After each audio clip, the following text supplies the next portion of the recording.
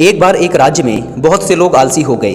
उन्होंने सारा काम धाम करना छोड़ दिया, यहाँ तक कि अपने लिए खाना बनाना भी छोड़ दिया और खाने के लिए दूसरों पर निर्भर रहने लगे। ज़्यादातर समय वे या तो लेटे रहते या सोते रहते। खाने की समस्या का निराकरण जरूरी था, क्योंकि इन आलसियों को खिलाने में लोग आनाकानी करने लगे। एक दिन सभी आलसियों ने राजा से मांग की कि सभी आलसियों के लिए एक आश्रम बनवाना चाहिए और उनके खाने की व्यवस्था करनी चाहिए।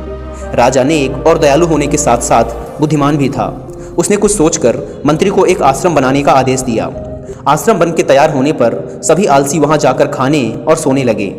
एक दिन राजा अपने मंत्री और कुछ सिपाहियों के साथ वहां आया और उसने एक सिपाही से कहकर आश्रम में आग लगवा दी। आश्रम को जलता देख आलसियों में भगदड़ मच गई और सभी जान बचाने के लिए आश्रम से दूर भाग गए। जलते हुए आश्रम में दो आलसी अभी भी सोए हुए थे।